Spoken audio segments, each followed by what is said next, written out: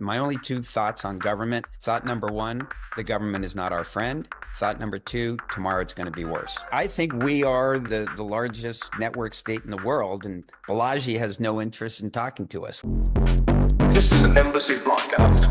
Again, now. You always mention that balance is your favorite word, but is it how it's going in crypto because of all these ups and downs? Sure. To me, the ups and downs are, I joke, I have a word that I use to describe the tendency of markets to swing between bubble and crash and bubble again. I call that capitalism. That's what it does. Yeah, I used to be a Wall Street analyst. I've put out 2 price targets in 25 years since I was an analyst. The first in March of 2010, I saw something that the world had not seen, and I had to scream it from the mountaintops as a company called Facebook, and that worked out well. And the second thing I saw, and I wasn't the first guy to say Facebook was great. It was already a $16 billion thing, but I said the world has no idea. At the time, I thought it was worth 50, and I'd never seen anything mispriced at that scale. So much. And then the second price target I put out was $1 million 10-year price target on Bitcoin in January of 2021. And I know how we're going to get there. We're going to go up and down and up and down and up and down and up and down and up and down and up and down. And if in fact we're more than $1 million in 2031, all that up and down for 10 years is nothing but noise. Yeah, it is definitely valid. Back in your past, maybe you can sort what taught you more? For me, probably the most formative thing that I did that had an impact on me for where I am today was for 3 years, I ran a company called Bolt, and we grew it into the largest social network in the world before MySpace. And so I spent 3 years thinking very deeply about community. And after Bolt, because I knew about community, I started to invest in community in companies like LinkedIn and Meetup. I was a longtime Meetup shareholder, and Facebook when it was private. Wow, you just catch every great social network on this planet. It's really great. But back in your boat experience, it was really great because it was even pre-MySpace. It's blew my mind actually. And maybe you can think what will name some primitives that are still valid now. Sure. I have a talk that I go around and give, which I call it very simple, called the 10 Thoughts on Community, because I've been thinking about it for a while and I've learned a few things. And I start with, what does community even mean, right? It's a word we all use. And, I ask people, every day, in conversation, what does it mean to you?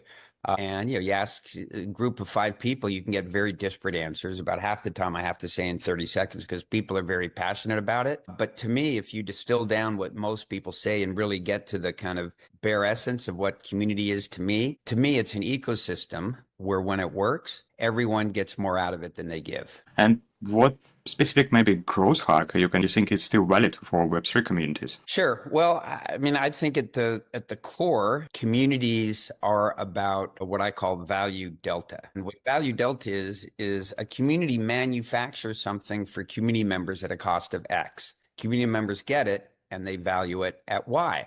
And the difference between X and Y is the value delta. And the bigger the value delta, the bigger the community can become. And that's why if you think about it, the biggest communities in the world are the things with the biggest value deltas. And we have a collective name for those things. You know what we call those things? We call those things religions. Produce a book for a quarter, and how much is salvation worth? And that's why they've scaled to billions of people and lasted thousands of years. I'm not making any value judgment on religions other than they're amazing communities. Okay, so every new social network should bring something from religion. Well, they should find out, and figure out what it is that their users want. For me, running a community is about optimizing utility to your community members. Okay, and what utility CryptoMondays have? So why do people come to CryptoMondays? People come to learn, earn, and connect. And we're actually working on an open source, decentralized community management AI agent, because we think that with this agent, we can provide all of those things, learn, earn, and connect, at 100x what we're doing today. Yeah. I spent a bunch of time with the social networks, more with dating apps, but it's kind of like a social network as well. And I spent also some time building AI tool that speak with other people, and it's available for a lot of people. At the same time, it's kind of creepy when you use it in this way. Don't you think so? I mean, everything's a double-edged sword. Different people are fearful of different things. And in my view, you don't have to do anything, right? You don't have to use an AI agent if you don't want. But, I think that AI agents are going to make, for the people who choose to engage with them, their lives much better. Okay. And how specifically you use AI right now in CryptoMondays? Well, right now, it's very early days in the development of what we call MundAI, which is our CryptoMondays AI agent. And one of the first ways where we're really deploying AI is in making connections with people. We're asking them for their, when they RSVP to a CryptoMondays, we ask for their link to their LinkedIn profile and just going in and just starting with that, and we ask them if they want to opt in to get connected to what our AI agent thinks is the best person for them to meet at the meetup. And if they opt in, then we make the match. Okay. And why do you think its zero connection is still matter in 2025? Even right now, we're here in Zoom. Sure. Again, for me, when I saw the crypto light on June 29th, what I saw was for the first time in history, we have a tool set to solve for the community, and that this is all about community. And you can obviously meet people over Zoom, but when you meet in real life, as we all know, particularly in a room with a bunch of people, the serendipity that happens, it's very hard to recreate that online. I have no doubt that more co-founders have met each other at Crypto Mondays than any other IRL event by multiples in the world. And that happens from the happen chance of going somewhere IRL and just, meeting somebody, getting into a conversation and recognizing the connection that I think you're able to make in real life that's much more challenging over Zoom. Yeah, I agree with you. For me, it's just more data points. You can smell, I like that. you can touch it. And what is the next steps for Crypto Mondays? Because it's decentralized, everybody can opt in. Well, at our core, we're about the IRL events. So, we're just growing the platform. We're over 60 active chapters today. We're growing 2 to 3 chapters a month. I look forward to going to them all. I've been to 37 Crypto Monday cities so far. The last one last month was 37th was Crypto Mondays Porto in Portugal. We now actually have 4 chapters in Portugal. We have Porto, Lisbon, Madeira, and the Algarve. Actually, I was on one of this event, so it was really great people on it. Which one? In Lisbon. Cool. Yeah, they kill it. I've been Crypto Monday Lisbon 6 times. 6 times? Yeah. And which city is your favorite? They're all my children, so I love them all. I would say the most successful one, the 5th chapter that started was Crypto Monday Paris. And that one was amazing from the very start. The guy who ran that, Michael Amar, is just, he's like an event impresario.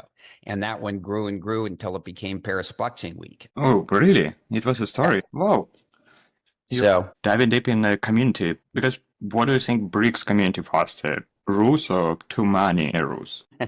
Every community is really its own distinct thing, obviously. When people ask me, why has Crypto Mondays been successful as a decentralized entity when almost every other decentralized thing has been a failure? And personally, I say it's because of rule number 1, which is the only rule we have. And when I started it, we had no rules because we're decentralized. Why would you need any rules? But after about 6 months, I needed to put in place one rule. And the one rule for organizers of Crypto Mondays is you are not allowed to email me and ask me permission to do something. What part of decentralization didn't you fucking understand? And most people really like that rule. And people really own it. It's theirs. Our job at the Crypto Mondays Global is to facilitate their growth. That is all. We're completely non-extractive. So half the money that we raise at the global level, we share with chapters, and the money that the chapters raise, and there's some chapters that raise more money than we do at global, they get to keep 100% of it. So we're just here to help grow and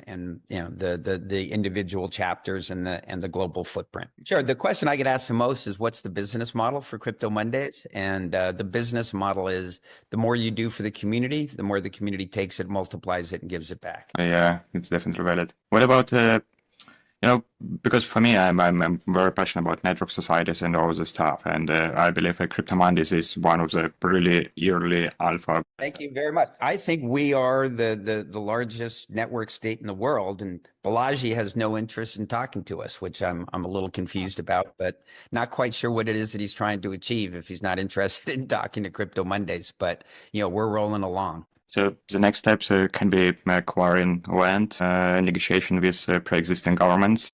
Again, because of we're decentralized. If somebody wants to have conversations with governments, they're welcome to do that. For me personally, I'm here because I want to get as far away from government as possible. For a long time, I've really felt how short life is, and that I really feel we're only here for 2 seconds, and I don't want to waste one of them. And I really think a lot about my mind share and how I use my mind share. And I really try and limit my mind share to government to 2 simple thoughts, because I think for 99% of the people, time spent on government has a negative ROI. So why would you spend any time doing that? So I really try and keep my thoughts on government to 2 very simple facts. And again, this is my truth. I'm not even, it's a construct that I use, and it works quite well. My only 2 thoughts on government: thought number 1, the government is not our friend. Thought number 2, tomorrow it's going to be worse. That works incredibly well. And it's unfortunate. And I don't hope bad for any government. I've got 3 kids, 21, 23, 26-year-old boys.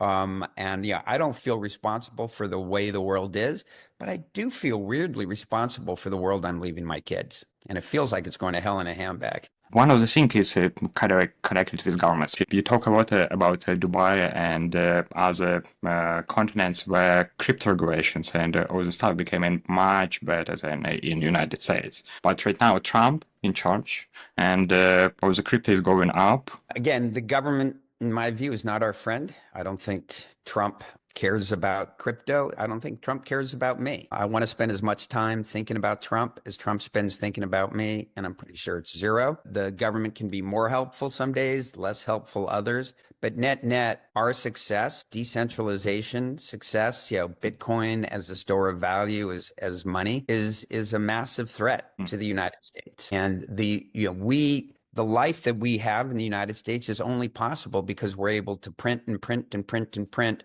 and spend way more than we take in taxes. And the more successful Bitcoin is, the less our government is going to be able to print money. And I think ultimately we will not be favorable, or some small governments I think can be, and I think forward-looking governments can be, but also governments change. So one guy one day. I actually don't believe in laws. I think laws are figment of our imagination. I believe all there is are people in power and what they want to do with it, right? One day the January 6ers are in jail for trying to overthrow the government, and the next day they're on the government payroll rounding up immigrants. And what is the another way how to make a better society without government? For me, I don't have all the answers, but what I see is a world where we can codify the rules under which we want to live under. And it's not about one guy telling us what the rules are and deciding who's in jail and who's not, but it's about having a set of immutable rules that can only be changed by the community. That's the world that I want to live in. That's the Bitcoin world. To me, all Bitcoin is a community. There are a set of rules. It's permissionless, year in or year out. And it is literally the only thing in the world, for me personally, where I know tomorrow I'm going to get up and it's not going to fuck me. The government has fucked me. My ex-wife has fucked me. My employers have fucked me. My partners have fucked me. And that's everybody. Everybody has had that experience of getting fucked again and again and again and again. And now, for the first time in history, there's actually something that won't fuck us. And for me, it's a community. And again, I define a community, as I said earlier, as something where everybody gets more out of it than they put in.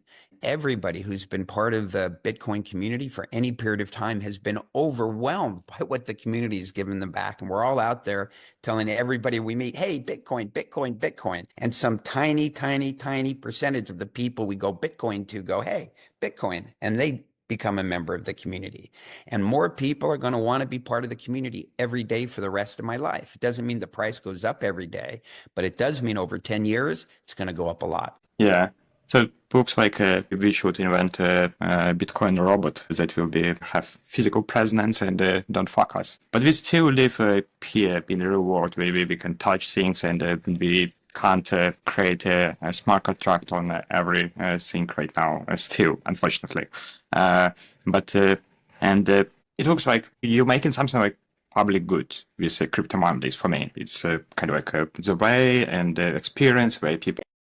I think a public good is a good way to look at it. And what other public goods do you think crypto nations or future DAOs or any crypto world we can name it, we should fund to make it here? I mean, public good is, Bitcoin's a public good, right? I think every community, that has a set of immutable rules is a public good. Okay, so money as Bitcoin, connections, like CryptoMonday, maybe the third thing. Look, if you think about what are the decentralized things that are actually working today, there aren't that many, but the ones that are working are just take a look at Uniswap. Right, Uniswap is pretty fucking awesome. It's awesome, but it's a VC-funded machine at the same time. We have someone understands that it also can go wrong in some way. I think, look, this is not a big problem most people have is they're looking for perfection. There is no perfection. There's no panacea. There's only what in my mind is better than something else. And, Bitcoin is not a panacea. Bitcoin has problems. But relative to everything else in the world, oh my God. Yeah, definitely.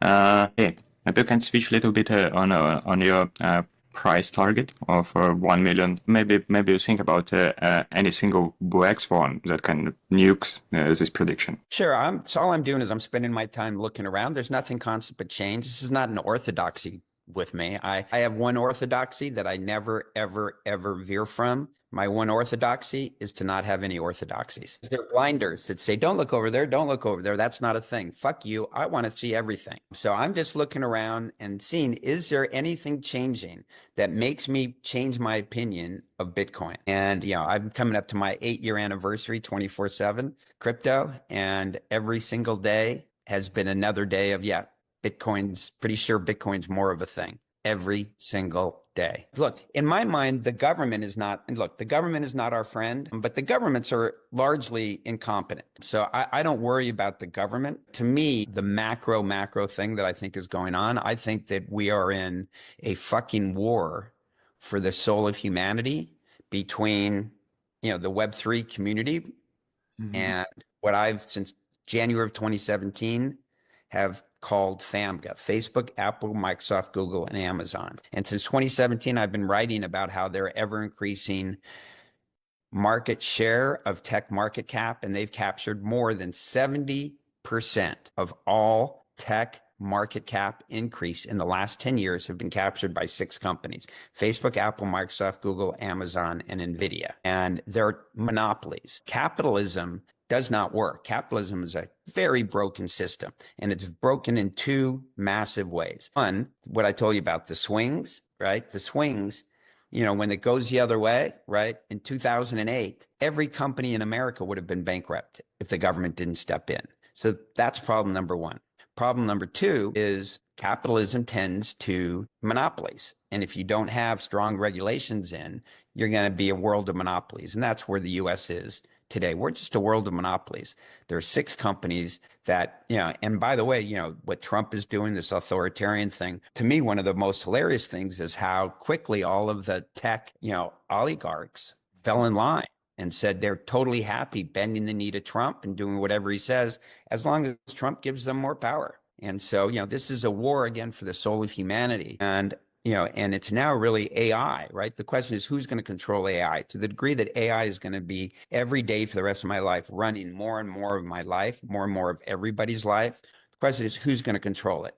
Is it going to be those 6 companies, or are we going to have an option, if we want to opt out of that and have an AI that the community can control? I feel it actually feels epically like Star Wars. And we're the Alliance and they're the Death Star.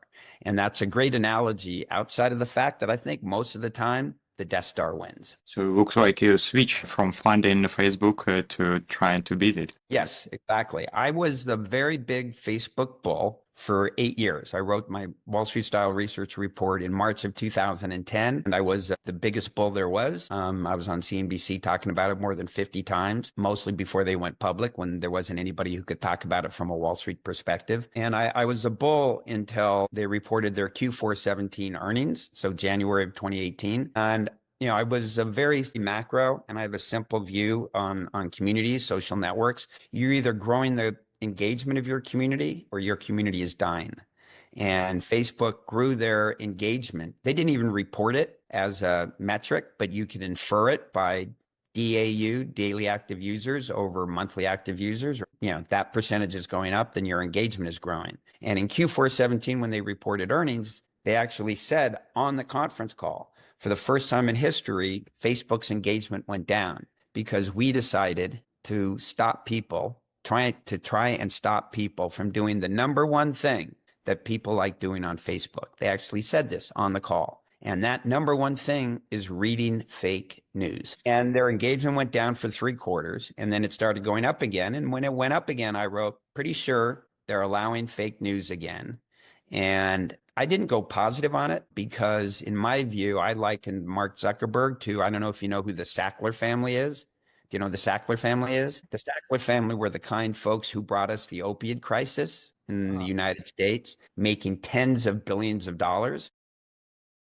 In my view, Zuckerberg is just a latter-day Sackler family, to the degree that, you can make tens of billions of dollars giving people what they really want, even if it kills them.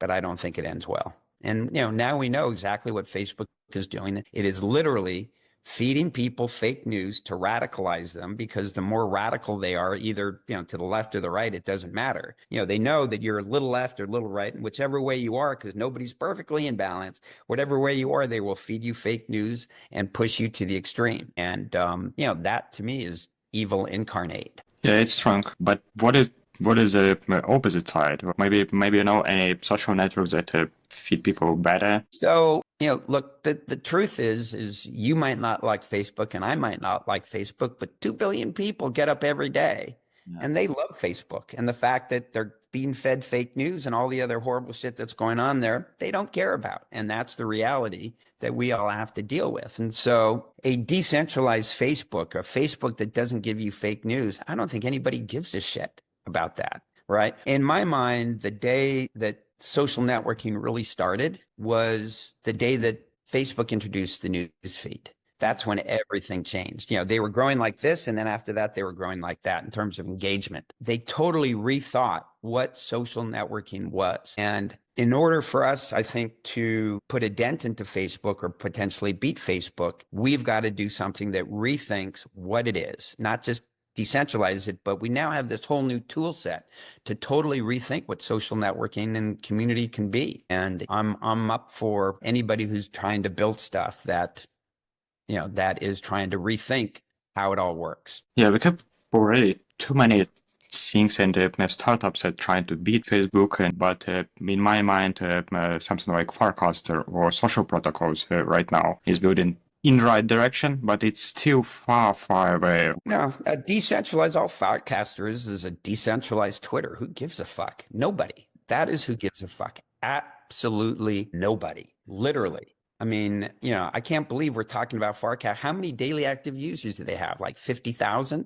That's nobody. Facebook added that while you and I were talking. I more believe in a system where social graph, and you can place it and you can feed yourself and try to understand, not just algorithms. Still not see any value or any products that give as much value as Facebook. How to reinvent this thing? Because we need to beat it. I wish I knew, but I say I'm not a futurist. I think my superpower is looking at something that's growing and extrapolating out and going, oh my God, oh my God, oh my God.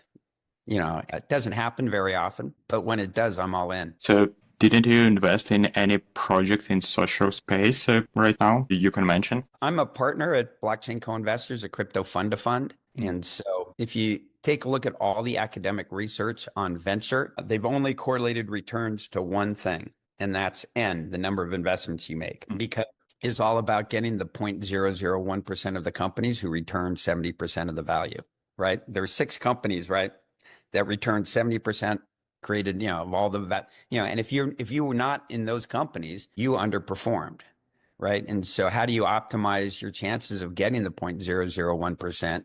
You spray and pray, and that's has a negative connotation. But at Blockchain Co-Investors, we're invested in 43 of the leading crypto VCs. And through those VCs, we're invested across more than 1,400 crypto projects. So you beat on numbers. Yeah. Cool. And a little bit more on micro, specifically micro strategy, and how it prints the market cap of Bitcoin right now. Micro strategy. Yes. Michael Saylor. Yeah, Michael Saylor. I'm a fan. So do you think it's financial performance or more like real values that go to Bitcoin? And at a very high level, my sense is all they're doing is leveraging Bitcoin, right? They're, I say if you want to create wealth, there are three things you need to do. One, you need to have edge. Okay. Two, you need to deeply believe your edge and you need to act on it. Okay. Just having a good idea doesn't matter if you don't act on it. Right.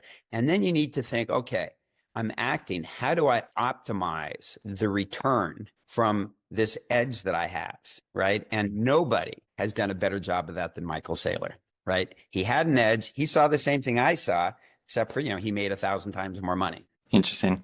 Maybe we can dive a little bit in your life, something like, but what is your first step that you open each morning? Oh, my life? I think like everybody else, I get up and the first thing I do is take a look at the price of Bitcoin. Even though, I don't trade Bitcoin. I'm a big believer in Michael Saylor's one rule of Bitcoin, which is never sell your Bitcoin.